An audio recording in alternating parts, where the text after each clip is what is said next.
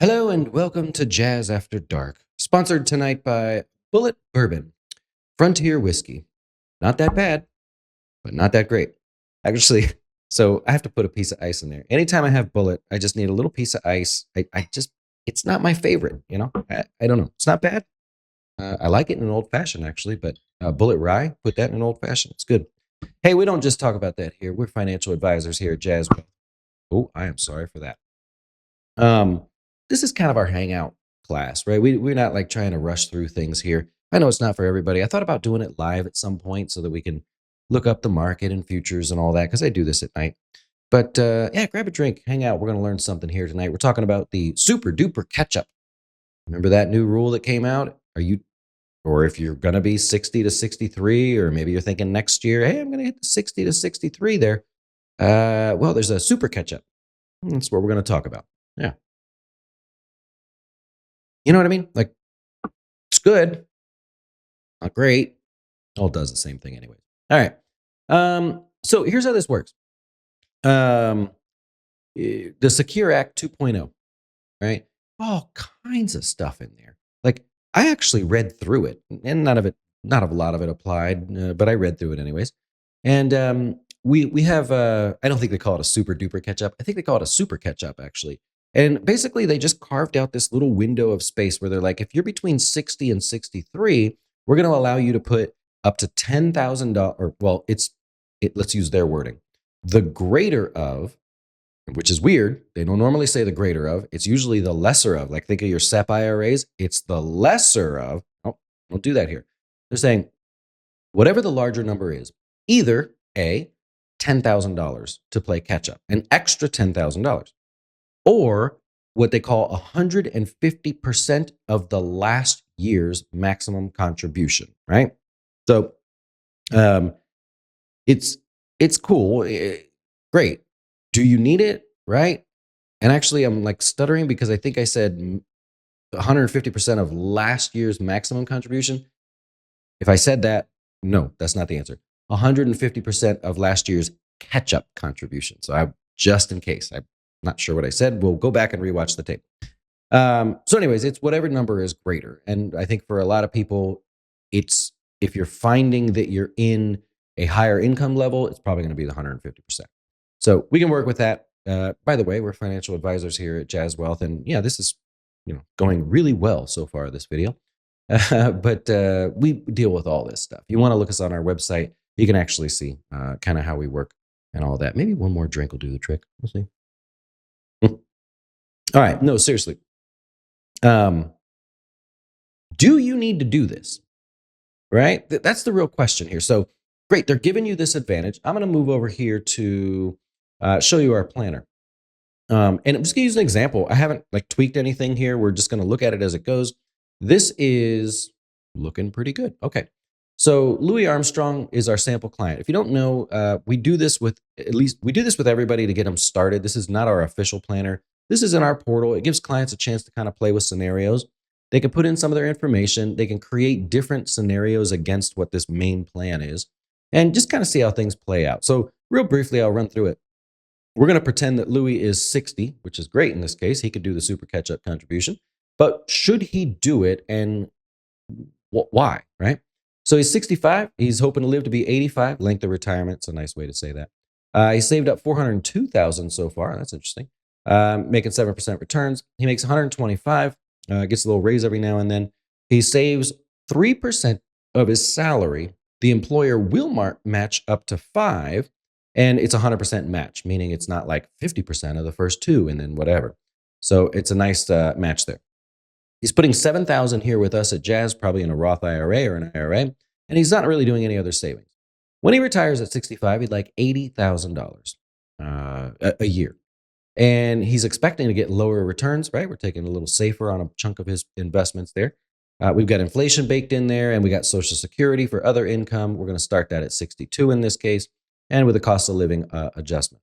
Now, real easily, our planner figures this out and says, well, you want 20 years of retirement. You're going to last 19.7. So from 65, he'll turn 85, and then he'll die somewhere, right? Hopefully when he runs out of money. Now, He could save more here at Jazz, 10,000 more dollars, but that's not really possible, right? We could use a brokerage account, but we need to talk to this client and see, should you even do that? It doesn't sound like it makes any sense. You're making 125 right now. Let's assume he's single. You go, I don't know, man. I don't think you should be saving more money with us. What if we adjust your workplace plan to, we'll just call it 6%, because most workplace plans you can't actually do point 5 or whatever. So we say, well, let's go 6%. He's not even doing the catch up yet, right? Because what, 6% of 125,000 plus the match, we're not getting anywhere near the limit nor the catch up amount. So in this case, let's pretend this is a client, and this has happened, where they say, hey, I saw that catch up. Man, that's awesome. I could do that much more money.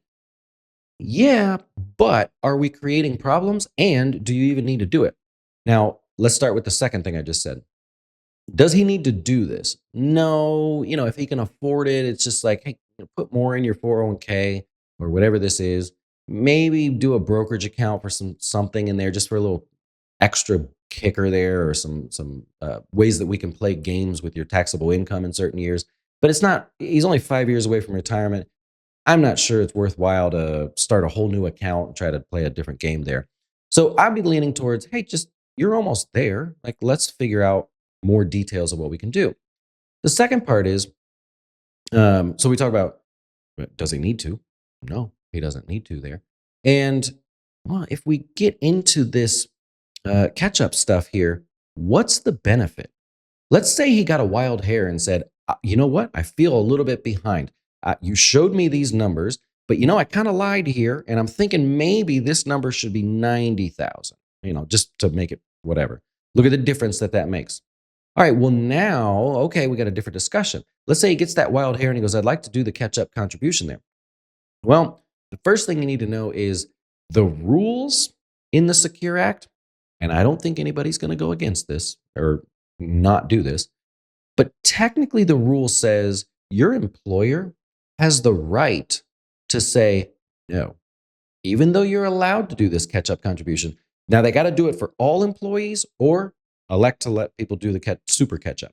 So your employer could technically say, no, we don't do the super catch-up here. You're only eligible for the normal catch-up. If that's the case, then everybody there is the same. I don't think anybody's going to do that, because really these days the plan providers kind of sort of push this stuff on them.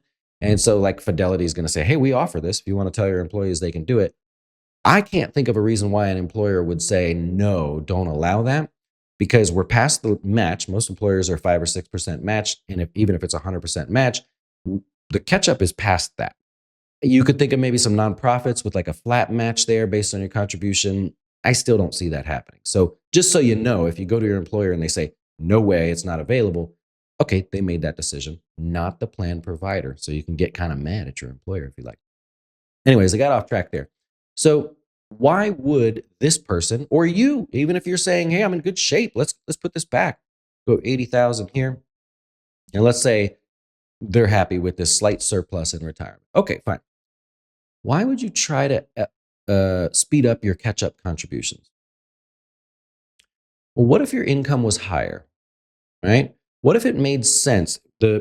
Meaning the gap between your current income and your retirement income, or what you need to survive. What if that spread was really wide? Well, we could run the numbers there and figure out, hey, it's actually beneficial for you to just sort of throw that money into your 401k, play the super catch up, and let's save the money on taxes now, your taxable income. And then let's come back and just take it out sooner in the beginning of your retirement, when you'll have a lower income need, or a lower expense in this case.